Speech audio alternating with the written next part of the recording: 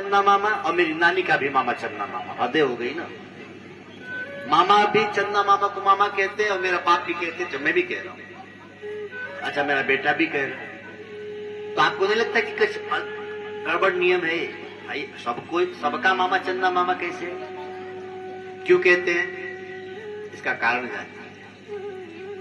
भागवत का ये कथा है, जब समुद्र मंथन हुआ तो समुद्र मंथन से ही लक्ष्मी मां निकली थी। जब समुद्र मंथन हो रहा था और समुद्र मंथन से ही चंद्रमा भी निकला था।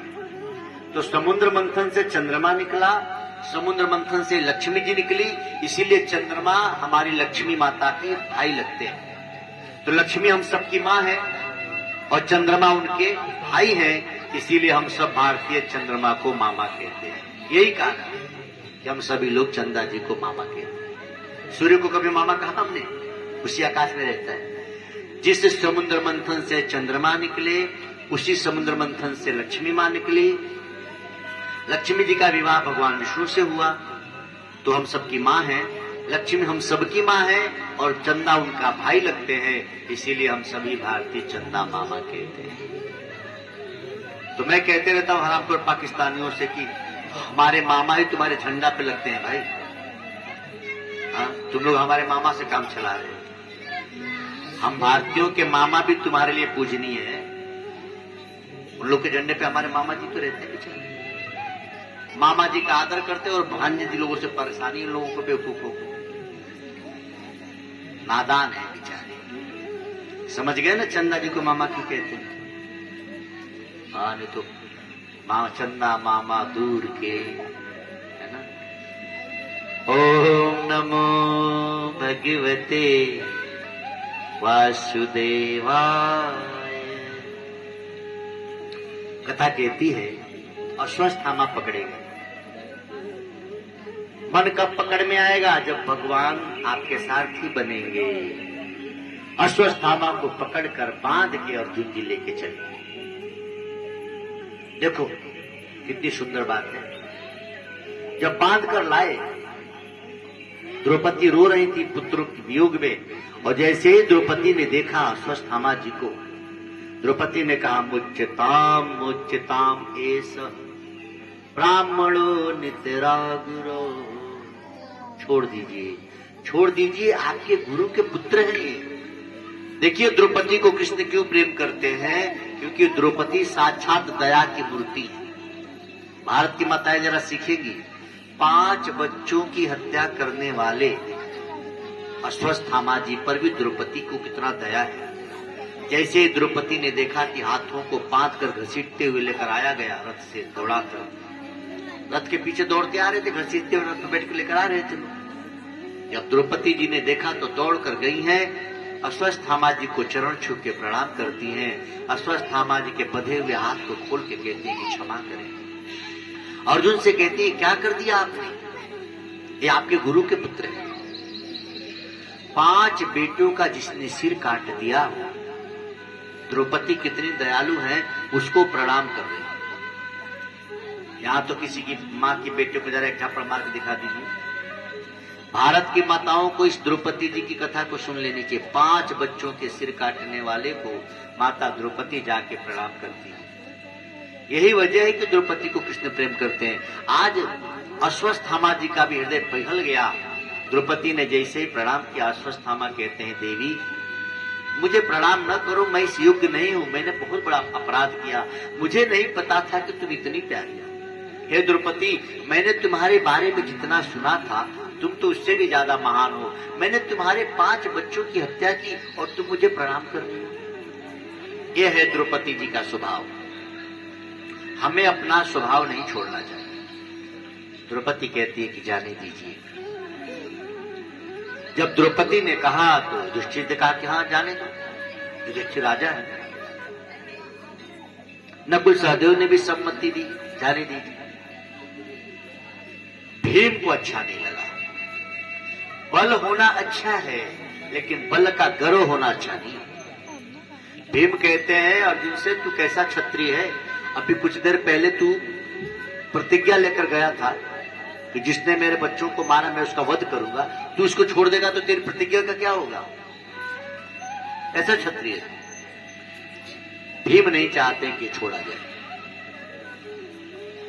अब तो अर्जुन धर्म संकट में पड़े, एक तरफ मेरी प्रतिज्ञा और एक तरफ बड़े भैया युधिष्ठिर जी कह रहे हैं छोड़ दो, द्रौपदी जी कह रही है छोड़ दो, अब क्या करूं? प्रणाम किया, भगवान कृष्ण को कहा प्रभु आप बताएं मुझे क्या करना चाहिए, अपनी प्रतिज्ञा का पालन करें किसका वध करें? श्री कृष्ण कहते भैया ये तुम्हारा पारिवारिक मामला है, आपस में समझ लो, मुझसे क्यों पूछ रहे हो, मैं धर्म की खाली बात करता हूं। अर्जुन ने कहा तो गोविंद ने यहां धर्म की बात बतानी है, आप बताओ मेरा धर्म छोड़ दूं कि अपनी प्रतिज्ञा का पालन करूं, कैसे मेरे धर्म का पालन होगा? कृष्ण का उत्तर देखें, कृष्ण कहते ब्राह्मण बंधुर न हंतव्य, ब्राह्मण की हत्या नहीं की जा सकती। तो कहा अर्जुन ने कि तब क्या करे, छोड़ दे इसको? बोले पूरी बात सुन, ब्राह्मण बंधुर न हंतव्य, ब्राह्मण की हत्या नहीं हो सकती।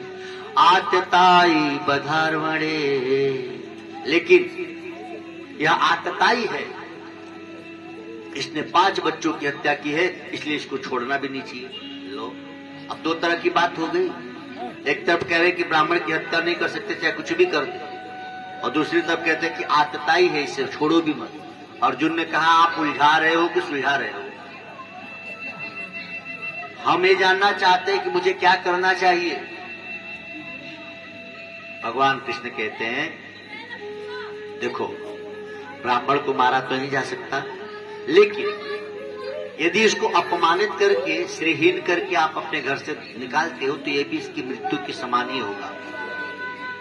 संभावित कहूं अपजस लाहू, मरण कोटि सम दारुण नाहु। गोस्वामी जी कहते हैं किसी सम्मानित व्यक्ति को अपमानित करना उसके मृत्यु के समान ही सजा देना है। तो मुकुट निकाल दिया, उतार लिए, मुंडन कर दिया और धक्के देके घर से बाहर निकाल दिया अश्वस्थामा।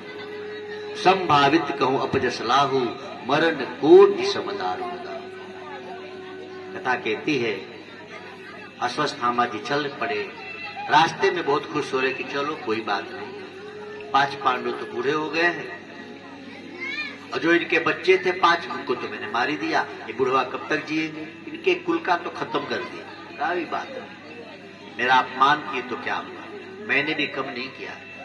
अचानक उसको याद आया कि अभिमन्यु जब मरा तो उत्तरा गर्भवती थी,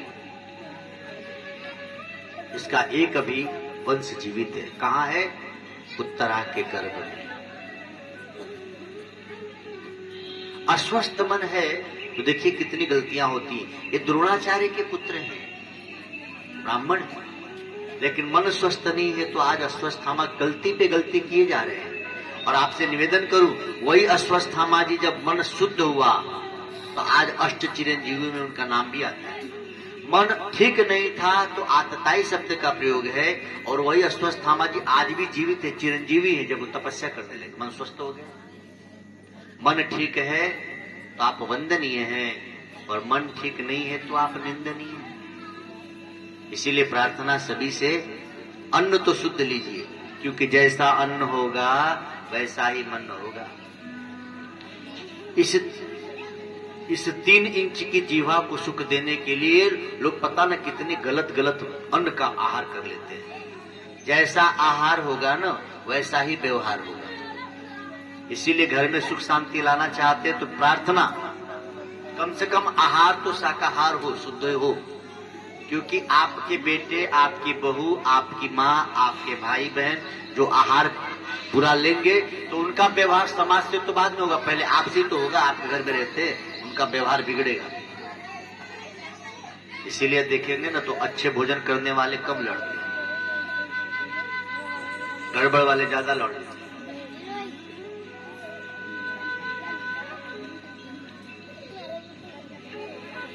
आंबेडकर नगर में ही लखना पट्टी है शायद, यहीं पे है ना, मुझे याद आने लगी। तो हमारी वहां भागवत कथा चल रही थी। अच्छा, मैंने अनुभव किया हिंदू आपस में लड़े तो बहुत करेगा तो लाठी चलाएगा। वहां 2 मुसलमान आपस में लड़े, कथा चल रही थी हमारी, वो निकाल के गोली मार दिया, 2-3 को मर गए। हमने कहा देख लो, जैसा आहार वैसा व्यवहार। हम लोगों में बहुत होगा झगड़ा हिंदू में आपस में, तो लाठी से भले सर फोड़ दे, जान थोड़ी ले लेते। ओ मरी गए। एक दिन कथा हमको रोकनी पड़ी बेवकूफों की, शोक मना। जैसा आहार होगा वैसा ही व्यवहार होगा, और वो गलत आहार आपके साथ ही गलत व्यवहार करेगा। इसीलिए ये ना सोचो कि हम बच्चे को बहुत गलत आहार खिला के पहलवान बना देंगे तो दुश्मन को मारेगा, पहले तुम्हें को मारेगा। जब आहार गलत होगा तो उसका व्यवहार गलत होगा, तो व्यवहार आपसे ही तो पहले गलत होगा। कंस जी का आहार बिगड़ा, उग्रसेन ने नहीं रोका। उग्रसेन को लगा कि पहलवान है मेरा बेटा, लेकिन आप देखिए कंस का आहार बिगड़ा तो सबसे पहले व्यवहार किससे बिगड़ा? बाप से ही तो बिगड़ा।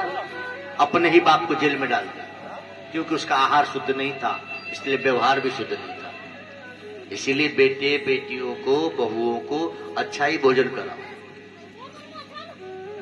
ऐसा भोजन न करा दो कि तुम्ही से लड़े। तो पता लगा कि रात को होली में मुर्गा खाए और दूसरे दिन देखो तो आपस में खुद ही लड़ गए मुर्गे के जैसे। हाँ, जैसा खाओगे वैसे तो करोगे। ओम नमो भगवते वासुदेवाय। ओम नमो भगवते। प्रभु सबको सुख पहुँचाए, नर रूप में आए नारायण। नर के रूप में नारायण बार बार आते हैं हमको आपको जगाने के लिए। साईं सबको सुख पहुँचाए, नर रूप में आए नारायण। साईं सबको सुख पहुँचाए, नर रूप में आए नारायण। साईं सबको सुख पहुँचाए, नर रूप में आए नारायण।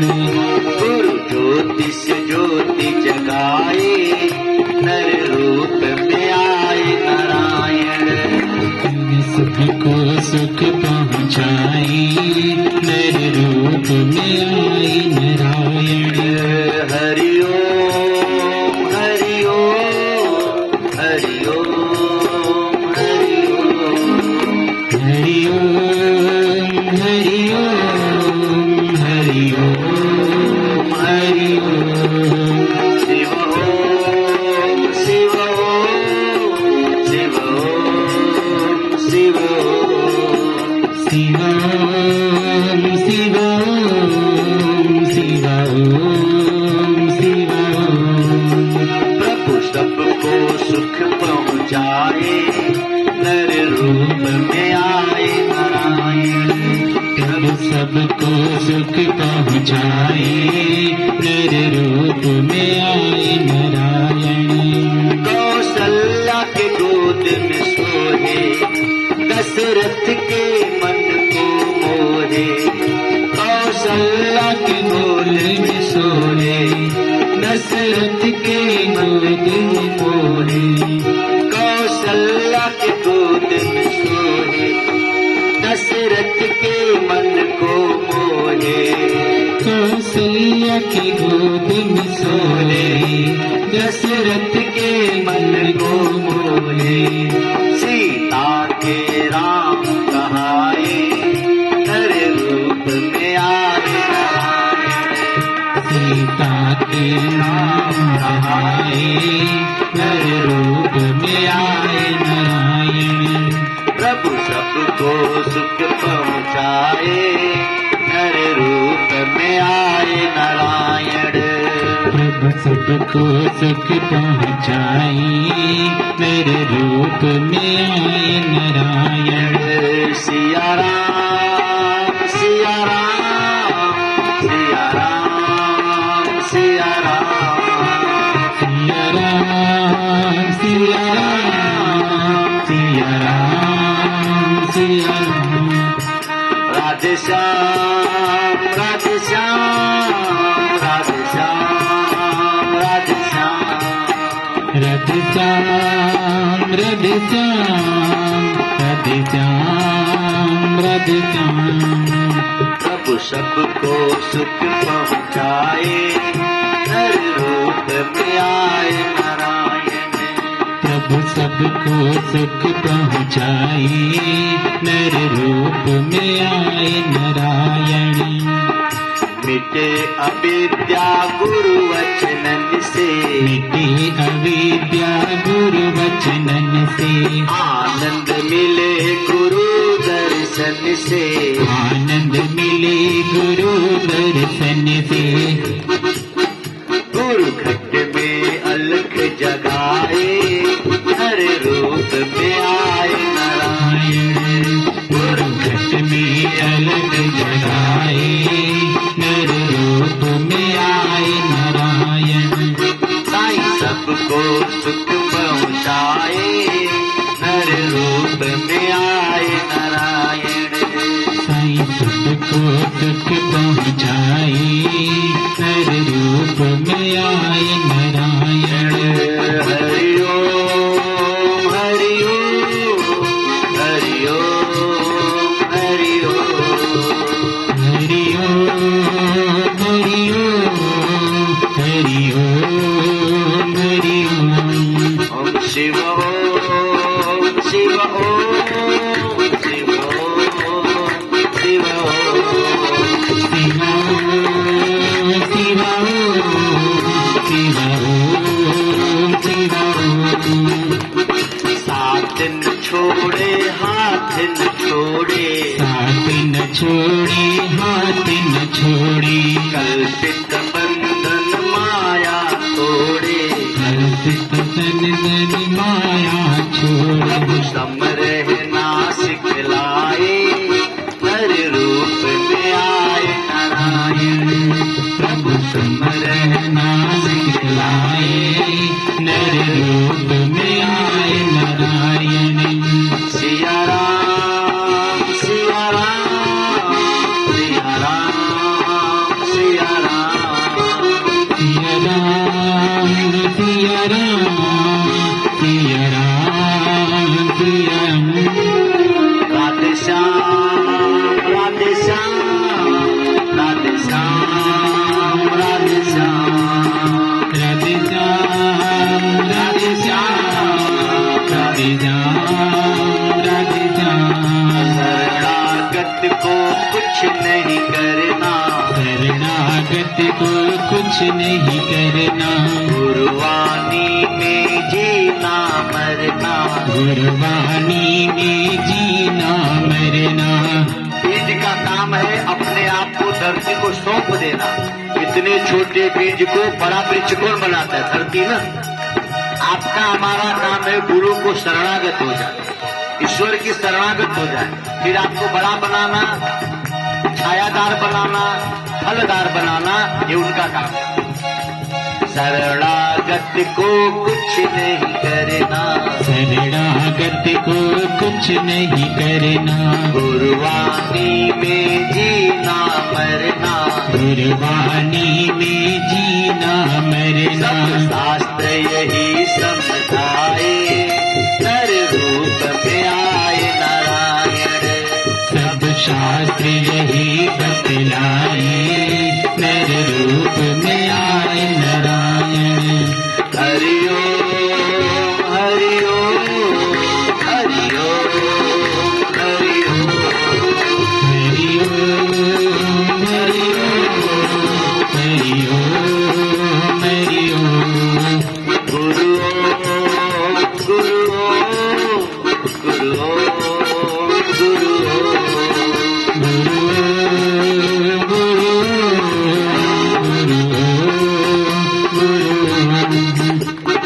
गुरु करना कल्याण ही जाने, गुरु करना कल्याण ही जाने।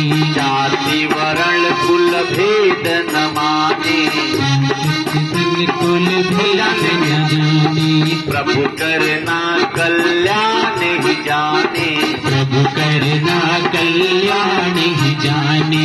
जाति वर्ण कुल भेद न माने। जाति वर्ण कुल भेद न माने। हर भक्त को अपनाए, नर रूप में आए नारायण।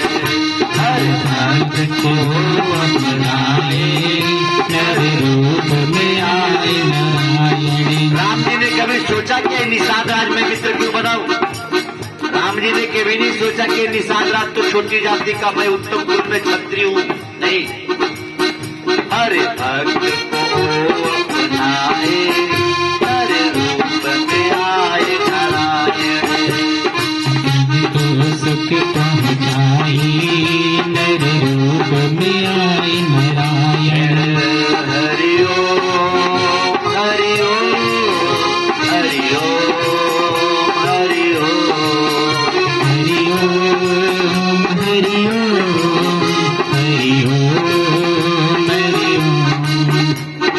अनुभव हो जो सुना न देखा, अनुभव वो जो सुना न देखा, कर्मों का मिट जाए लेखा। कर्मों का मिट जाए लेखा। अनुभव हो जो सुना न देखा, अनुभव वो जो सुना न देखा, कर्मों का मिट जाए लेखा। कर्मों का मिट जाए लेखा। कर्मों का अंत हो जाए, हर रूप में आए नारायण। प्रभु सबको सुख पहुँचाई हर रूप में आए नारायण। सिया राम सिया राम सिया राम सिया राम। सिया राम सिया राम सिया राम सिया राम। गुरुदेव गुरुदेव गुरुदेव गुरुदेव। गुरुदेव गुरुदेव गुरुदेव गुरुदेव। भगवान की जय। मेरे पास एक बड़ी दिव्य चीज है, मेरे हाथ में देख रहे क्या है ये एक डिब्बा है, इसको आप खोलेंगे ना तो ये खुलेगा। ये बड़ी अद्भुत चीज है, क्योंकि हम ब्राह्मण हैं तो मुझे पता है ज्योतिष में और कर्म कांड में। ये देखो, ये है फिटकिरी और इस पे स्वास्तिक बना हुआ है। इसको जमावट करके बनाया गया। क्यों बनाया गया है? स्वास्तिक पर यदि फिटकिरी बन जाए, फिटकिरी पर यदि स्वास्तिक बन जाए तो तंत्र में बड़ा काम आता है। वास्तु दोष आपके मिटेंगे, कैसी भी समस्या अगर हो, खाली इसको रखने मात्र से समस्या आपके दूर। जेब में रखें, धन संबंधी समस्या दूर। तांत्रिक प्रयोग कोई आप पर नहीं कर सकता यदि आपके पास हो। हालांकि इस पे सब लिखा हुआ है, आप उसको चारता से पढ़ें। ग्रह दोष और ग्रह बाधा कैसी भी आपके जीवन में हो, इस यंत्र को अपने पास रखें। अच्छा, ये यंत्र बहुत सस्ता है। जैसे ही आप इस यंत्र को लेते हैं तो आपको हर महीने एक मासिक पत्रिका लगभग 2 साल तक जाएगी। इस एक पत्रिका की कीमत लगभग 6 रुपए है। तो यदि 6 रुपए की कीमत है और सोचे आपको 2 साल तक हर महीने पुस्तक जाएगी और यह यंत्र आपको उसके साथ 150 रुपये जाएगा। जैसे ही 120 रुपया देकर आप अपने नाम की रसीद कटवाते हैं, आपका पैसा संत के आश्रम तक पहुंचता है। कई साधकों का जीवन उससे चल रहा है और आपके घर में एक ऐसी दिव्य वस्तु मिलेगी मात्र रखने मात्र से।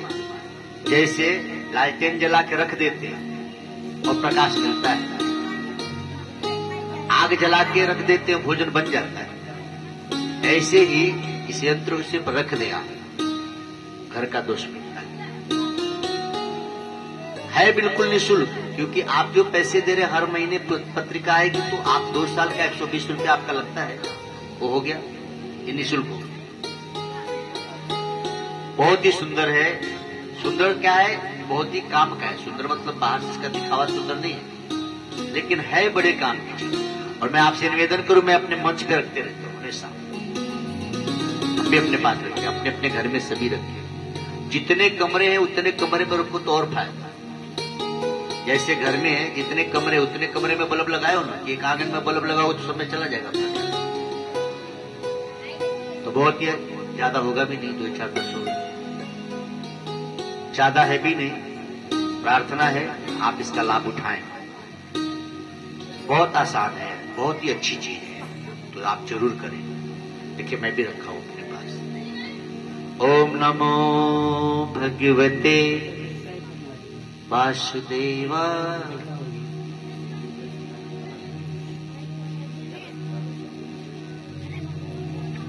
ओम नमो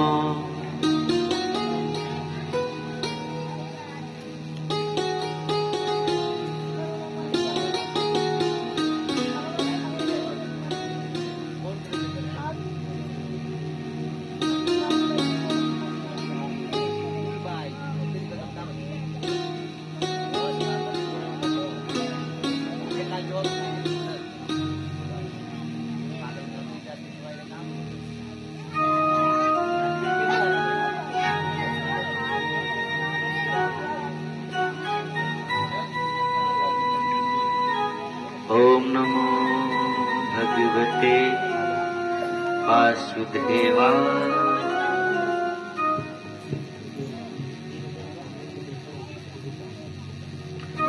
सभी से प्रार्थना आप लाभ उठाएं। भागवत के चौथे स्कंद में हम सब प्रवेश करेंगे। भागवत के चौथे स्कंद में भगवान शिव जी की कथा थी। थोड़ी सी सावधान होकर सुनेंगे, बड़ा लाभ। वैसे भी भागवत सावधान होकर सुनने वाले, आप सावधान है ना, कितना अच्छे से बैठे, इसलिए कथा भी अच्छे से हो रही है। श्रोता जैसा होगा वक्ता वैसा बोलेगा। बीएड करके, टेट पास करके, सुपर टेट पास करके आदमी टीचर होता है, लेकिन पढ़ाने का है पहली क्लास में तो कख का पढ़ाएगा कि बीएड के पाठ पढ़ाएगा। हम कितना जानते हैं महत्वपूर्ण नहीं है, सुनने वाला सामने कैसा बैठा वैसे मैं सुनाऊं। जब आप मनोयोग से ध्यान से सुनेंगे तो आपको ऊंची बात सुनाई जाएगी।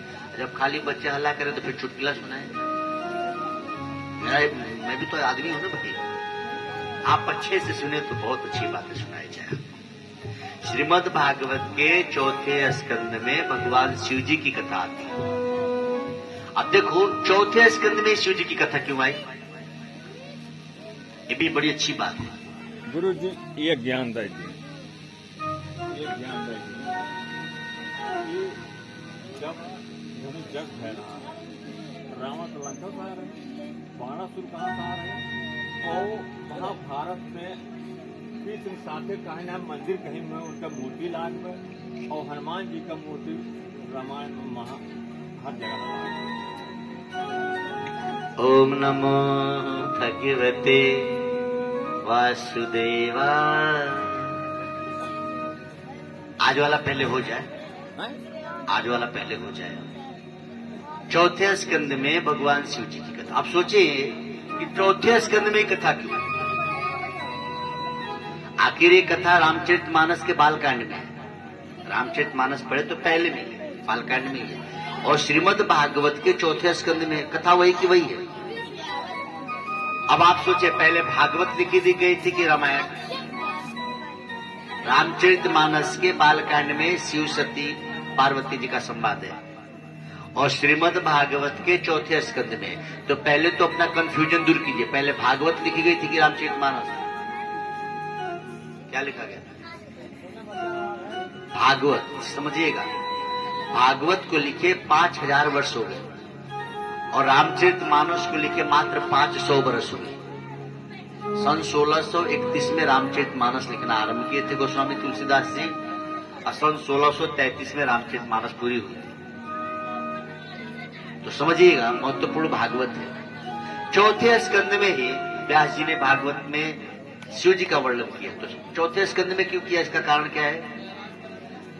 चौथे स्कंद का मतलब होता है चार बातें, चार पुरुषार्थ, धर्म, अर्थ, काम और मोक्ष। पुरुषार्थ कितने होते हैं? 4। यानी धरती पर जो भी लोग आए हैं, आपको हमको क्या पाना चाहिए? 4 पुरुषार्थ, धर्म, अर्थ, काम और मोक्ष। लिखते समय कितना सुंदर ढंग से लिखा है। धर्म शुरुआत में है और मोक्ष आखिरी में है ना? बीच में क्या है? अर्थ और काम। यानी हर इंसान के जीवन में सबसे पहले धर्म होना चाहिए, धर्म के बाद धन भी होना चाहिए। देखो हमारा धर्म कितना महान। हमारा वेद ये नहीं कहता कि तुम धर्मात्मा हो तो कंगाल बन के रहो। धर्म फिर अर्थ। धर्मात्मा के पास धन भी होना चाहिए, नहीं तो धर्म कैसे करोगे?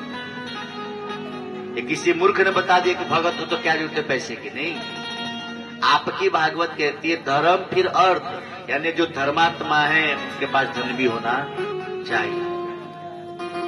धर्म अर्थ काम मोक्ष। विवाह कर लिए कोई गुनाह नहीं है, लेकिन विवाह करने के बाद मुक्ति का मार्ग भी पकड़ो। विवाह किए, बेटे बेटी को जन्म दिए, लेकिन अब सब छोड़कर भगवान के भजन में भी रहो। काम मोक्ष, धर्म अर्थ काम और मोक्ष, कितना सुंदर वर्णन है। शुरुआत हमारे जीवन का धर्म से हो और अंत हमारे जीवन का मोक्ष से हो। बीच में अर्थ और काम दोनों का सदुपयोग कर लो बस। धन भी है, लगाव न रखे, अच्छे कर्म में लगा दो। और बेटे बेटी हैं, उनसे भी लगाव मत रखो। भगवान के है, भगवान को छोड़ दो, भगवान को सौंप दो। ले भगवान तेरा तुझको अर्पण। तो धर्म अर्थ काम और मोक्ष, ये चार पुरुषार्थ शिव जी से मिलते हैं। इसीलिए महर्षि व्यास जी ने श्रीमद् भागवत के चौथे स्कंद में इस कथा को लिखा। शिव जी बैल पर बैठते हैं, तो बैल क्या है? धर्म का प्रतीक है। कल भी इस बात का चर्चा चल रही थी कथा में।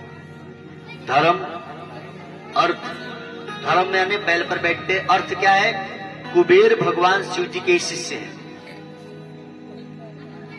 धन के जो अध्यक्ष कुबेर देवता हैं, ये शिव के ही शिष्य हैं। इसीलिए शिव जी के पास अर्थ, काम, शिव जी के पास दो बेटे भी, मोक्ष, काशी मुक्तदायिनी है भाई। मेरी तो जन्मभूमि ही काशी है, वहां लोग मरते भी हो तो मुक्त हो जाते। तो शिव जी के पास चारों बातें हैं, धर्म अर्थ काम मोक्ष। और जैसा बाप वैसा बेटा, तो आप और हम भी शिव जी के ही बेटे बेटी है। तभी तो हम कहते तुमेव माता च पिता तुमेव, आप ही मेरे माता आप ही मेरे पिता हो।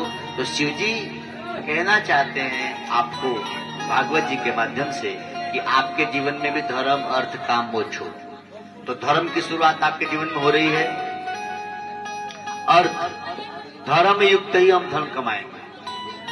काम और मोक्ष, बेटे बेटी के जन्म दे दिए, अब खाली उसी में रह नहीं जाएंगे, आगे बढ़े, भगवत प्राप्ति कर ले। ओम नमो भगवते वासुदेवाय। धर्म को करना है तो मैंने माला ला दिया है। माला का कोई पैसा नहीं देने वाला, फ्री है। लेकिन दिया उन्हीं को जाएगा जो जपे।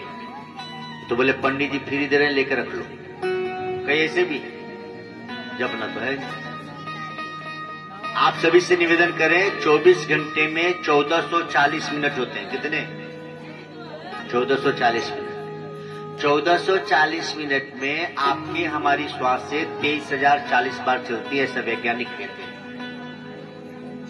तो 1440 मिनट 23,040 बार जो अनवरत हमारी श्वास परमात्मा चला रहा है, क्या उस भगवान के लिए आपके पास 20, 25, 30 मिनट भी नहीं? 24 घंटे में मात्र आधे घंटे आप भगवान को दीजिए। जैसे 24 घंटे में 1-2 घंटे आप मोबाइल को चार्ज में लगाते हैं तो 24 घंटा बात करते हैं। ऐसे 24 घंटे में माई बाप खाली आधा घंटा भगवत नाम जपें, आप बाकी 24 घंटे सुरक्षित रहेंगे, आनंद में रहेंगे, भूत प्रेत की बाधा से बचेंगे, रोग बयार से बचेंगे, आप दरिद्रता से बचेंगे और भगवान के हो जाएंगे। लगता कुछ नहीं, मिलता सब कुछ है। कृष्ण कहते हैं जप में यज्ञों में जप यज्ञ अस्मीन, यज्ञों में जप यज्ञ मय।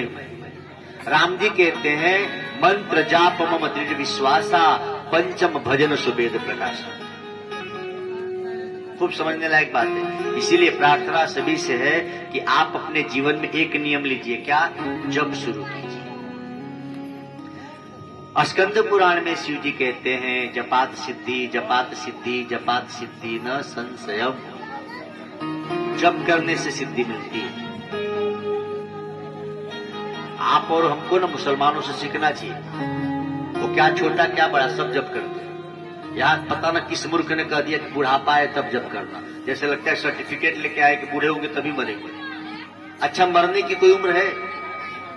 पढ़ने की उम्र है, विवाह करने की उम्र है, लड़ने की उम्र है, घूमने की उम्र है, खेलने की उम्र है, लेकिन माई बाप पढ़ने की कोई उम्र नहीं है। मरने की कोई उम्र नहीं, पढ़ने की उम्र तो है, मरने की कोई उम्र नहीं है भाई। आप क्या पता कब मर जाए। इसी तरह से जब मरने की उम्र नहीं है तो जपने की भी उम्र नहीं है। 5 बरस के ध्रुव, भागवत की कथा है, जप करते हैं और भगवान को पा गए। यहाँ 50 बरस के बूढ़े लोग हो गए, लेकिन बोलो माला जपते हो बाबा? बोले अब कहा महाराज, मैं तो बहुत काम कर। तो आप सभी से प्रार्थना, अभी बैठ लो, पहले समझ लो, ऐसे थोड़ी दूंगा, पहले बैठो, बैठो समझो पहले। देखो फ्री वाला काम है ना, सब चल। माला का पैसा लेने वाला ही नहीं हूं मैं। देखिए कुछ गुरु क्या करते हैं पता है? कुछ लोग गुरु कैसे बनते हैं? दक्षिणा थर तर जाए मन।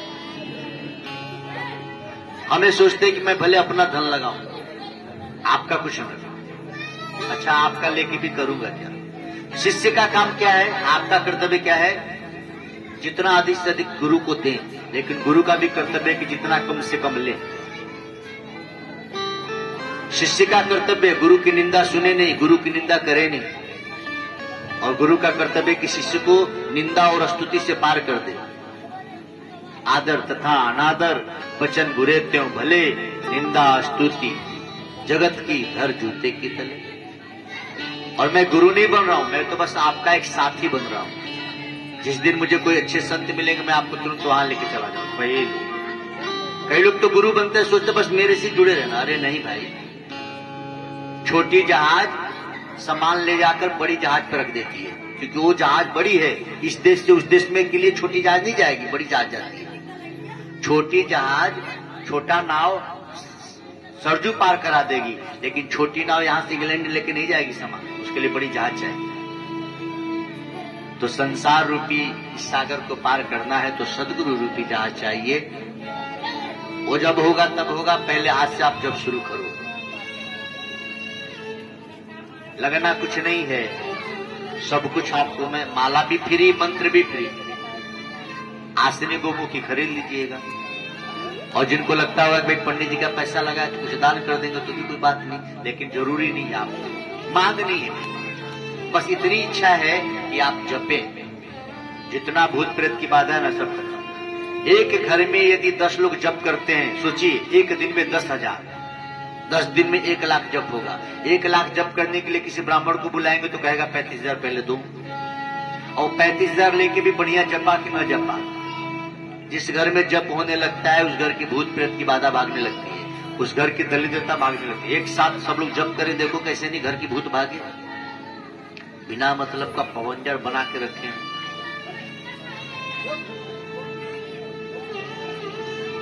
माला उन्हीं को दी जाएगी जो ये संकल्प ले कि नहीं हम जप करेंगे। तो पता लगा फ्री कर दे, फिर पंडित जी लेकर थई धक्का।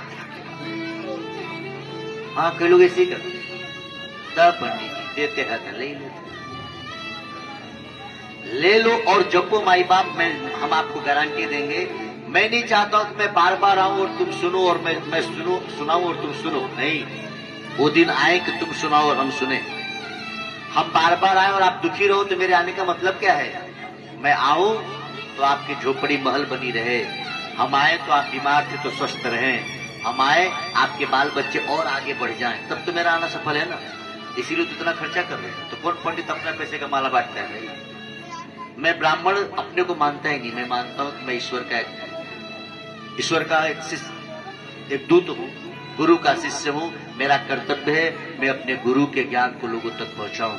मेरा कर्तव्य है कि मैं इस भारत को विश्व गुरु बनाने के अभियान में चल रहा हूं। हम सब मिले तो ये भारत को न विश्व गुरु बनेगा। ये देश सिर्फ मेरा नहीं है भाई, आप सबका है। जैसे मुझे लगता है कि मेरा है, मैं अपने देश के, अपने धर्म के लिए कुछ करूं, वैसे हर व्यक्ति को चाहिए। आप अपने बेटे के लिए फीस देते हैं, बेटी के ब्याह में खर्च करते हैं, बीमार होते हैं तो खर्च करते हैं, ऐसे थोड़ा सा धर्म के लिए भी खर्च करें। हर व्यक्ति माला खरीद के किसी को दे दे, भाई जप करो। हर व्यक्ति किसी गरीब के